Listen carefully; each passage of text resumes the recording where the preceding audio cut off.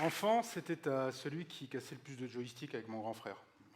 Mon grand frère, c'était lui le vrai geek de la famille, il faut quand même le dire. J'ai pas de souvenir de mon père avec une manette dans les mains. Lui, c'était un lecteur de science-fiction, Herbert, Asimov, C. Clarke. Et quand il nous offrait une machine Pong ou une console Vidéopack, ce qu'il nous donnait, c'était de la science-fiction, c'était bien ça. Et pour lui, comme pour nous, on recevait quelque chose comme un morceau du futur. Adolescent, le jeu vidéo est encore là dans ma vie. Mais moi, c'est à mon tour de tomber dans la lecture. Je dévore tout. Je dévore Freud, je dévore Duras, je dévore Tolkien, je dévore Stephen King. Je dévore tout ce qui bouge, tout ce qui tombe. Le jeu vidéo est là, mais parce que c'est un divertissement, c'est le médium de ma génération. Étudiant en philosophie, le jeu vidéo prend de plus en plus d'espace. D'ailleurs, il prend de plus en plus d'espace dans les ordinateurs, parce qu'il a de plus en plus de choses à raconter, des histoires de plus en plus amples et des mondes de plus en plus complexes. C'est quand je rentre dans le monde du travail que ça se complique. Là, je m'y perds complètement. C'est-à-dire que j'y passe mes nuits. Il y a notamment un jeu qui m'a tenu beaucoup de nuits. Un jeu américain qui s'appelle Half-Life, où vous interprétez un chercheur, pas un ingénieur EDF, un chercheur, mais qui n'est pas bien musclé non plus.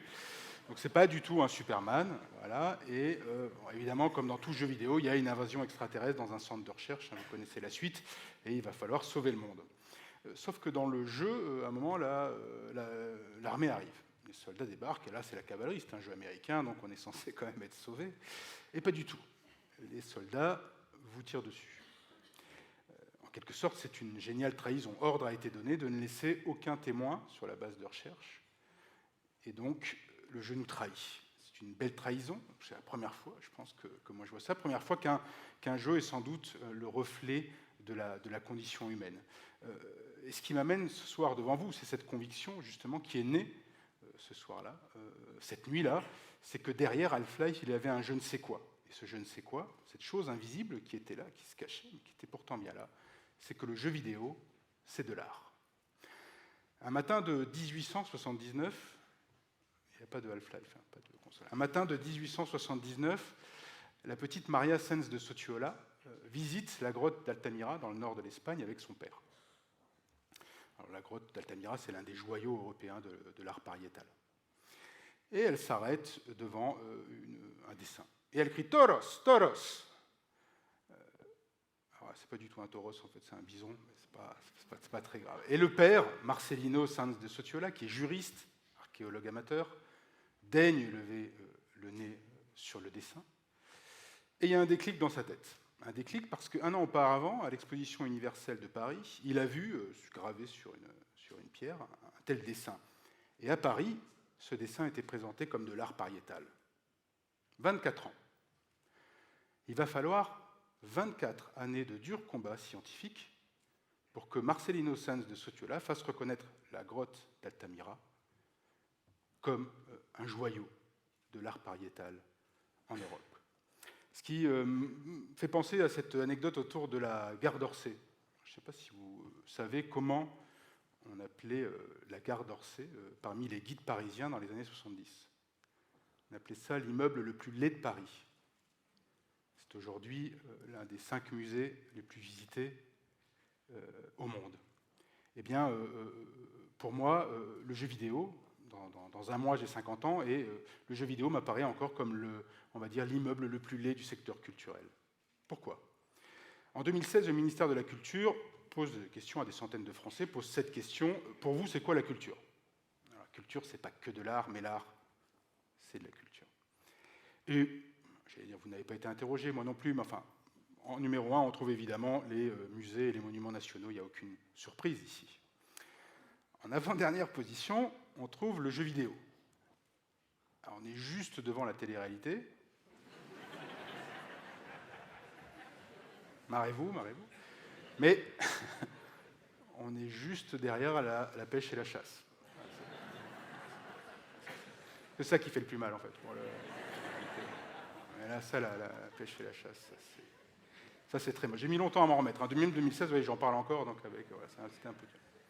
Le jeu vidéo n'est pas de l'art. En tout cas, si l'on en croit Jan Lorenz Sisling, qui est un historien, l'art nous ressemble.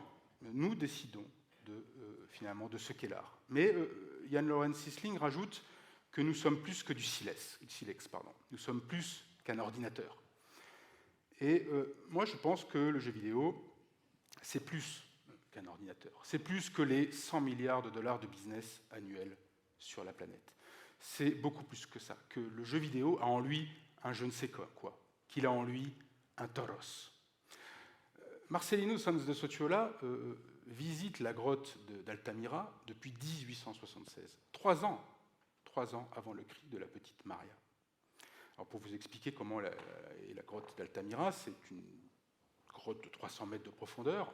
Il y a effectivement beaucoup de dessins de gravures, mais enfin, on peut, passer à côté. Mais à l'intérieur de ces 300 mètres, il y a une cavité de 18 mètres sur 9 où il y a au moins, à minima, 250 gravures et dessins. C'est-à-dire que c'est plus qu'un nez au milieu du visage. Marcelino ne pouvait pas ne pas voir ces dessins.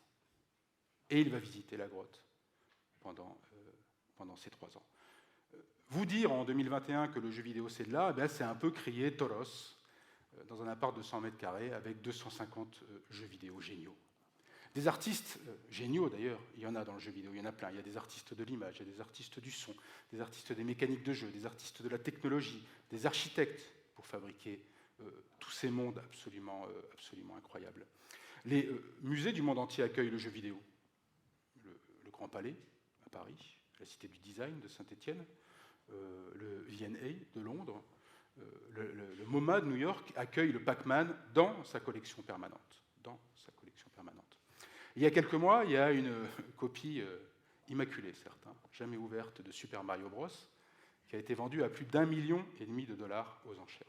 1,5 million de dollars pour une boîte de jeu, en espérant qu'elle contienne le jeu. Mais non, là, ce sera inquiétant. La technologie NFT également promet de créer des jeux uniques, commercialisables, non reproductibles. La technologie NFT, en fait, promet d'être un titre de propriété pour un bien numérique. Ça peut être, dans ce cas-là, un jeu vidéo, et du coup, il deviendrait commercialisable comme une œuvre unique. Mais, on va dire, un marché de la collection, même un marché de l'art, ça ne nous dit pas ce que nous, ici, nous ressentons de l'art. La sensation de l'art, quand on le ressent, c'est quoi ? Je pense qu'il faut se tourner, pour avoir ces réponses, non pas vers les philosophes, mais plutôt vers les artistes. Et aller peut-être du côté de chez Marcel Proust. Proust est mort à 51 ans. Il passe les 15 dernières années de sa vie à écrire La recherche du temps perdu, quasiment à l'ité.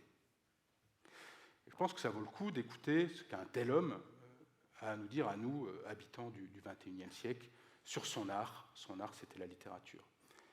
Il nous dit, par l'art seulement, nous pouvons sortir hors de nous. Grâce à l'art, au lieu de vivre un seul monde, ici, avec vous, je peux en vivre une multitude, une foultitude.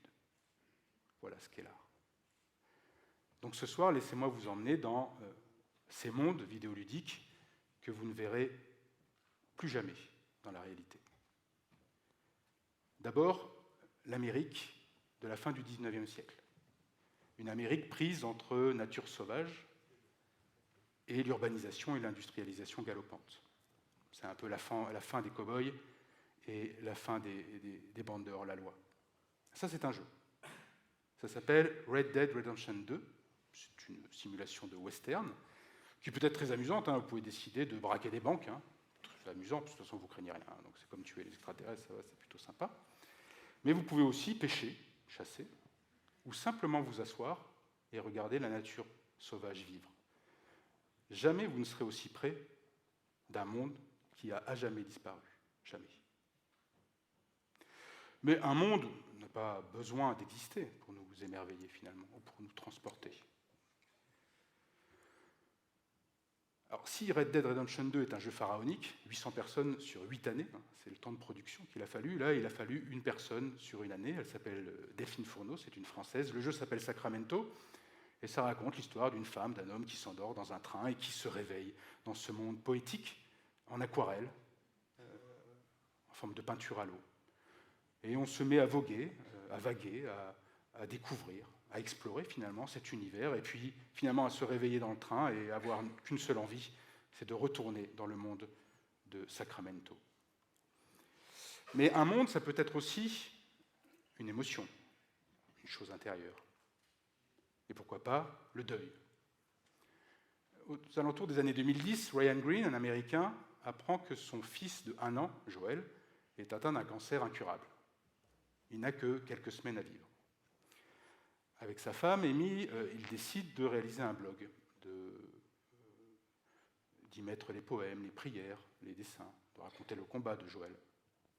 En 2013, Joël a 4 ans, il résiste toujours à la maladie, et Ryan décide, il est informaticien, il décide d'en faire un jeu vidéo.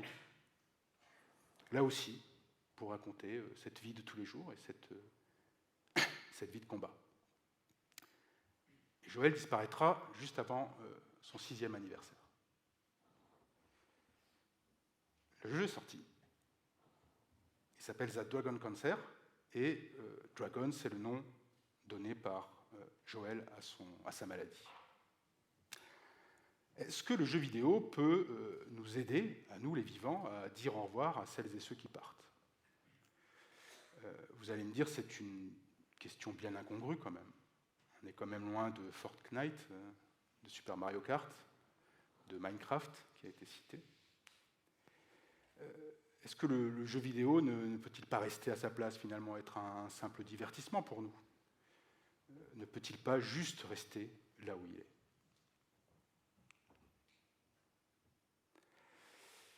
Je vous le disais, la grotte d'Altamira était connue des habitants de la région, des villages alentours, et qui n'y voyaient absolument, on va dire, aucune valeur, en tout cas, n'y prêtaient pas beaucoup attention, jusqu'à l'année 1868. En 1868, Modesto Pérez, un chasseur, encore la chasse, un chasseur, rentre dans la grotte d'Altamira, voit les peintures, et il ne crie pas Toros, c'est pas tout à fait ce qu'il fait, mais il comprend intuitivement que ça a de la valeur, que ça peut se vendre. Et il va écrire au roi d'Espagne, justement pour lui vendre la grotte d'Altamira, pour lui vendre sa pseudo-découverte. L'art n'est jamais très loin ou trop loin de l'argent. Enfin, le Pac-Man. Tout le monde connaît le Pac-Man, je ne vous fais pas un dessin. Le Pac-Man, est-ce que c'est de l'art ? C'est finalement ça la question. Est-ce qu'un jeu qui nous paraît aussi divertissant, aussi vieillot, aussi ancien, peut-il être de l'art ? Il y a peut-être une réponse, encore une nouvelle fois, chez les artistes. Il y a un documentaire du début des années 80, un documentaire français qui s'appelle « Sans soleil ». Ça a été réalisé par Chris Marker. Et Chris Marker nous dit que le Pac-Man, qu'il découvre au Japon au début des années 80, le jeu n'est même pas encore arrivé en France, et là-bas c'est un phénomène, nous dit le Pac-Man est le reflet exact de notre condition humaine. En quoi un morceau de pizza glouton est-il le reflet de nos vies ? Regardons-le un peu, ce glouton, dans son labyrinthe. Il mange pas mal, un peu comme nous. Alors parfois il cherche à manger, parfois il y a des bons repas. Il y a beaucoup de moments de peur dans ce labyrinthe, on ne connaît pas tous les tournants. Il y a des moments de joie aussi, il y a des moments de gloire, quand on échappe aux fantômes ou quand on les mange. Mais, in fine, à la fin, la routine est toujours la même, le Pac-Man meurt. Le Pac-Man, c'est de l'art. Le jeu vidéo, c'est de l'art. Mais c'est de l'art à l'état de je ne sais quoi, à l'état de toros. Je vous remercie.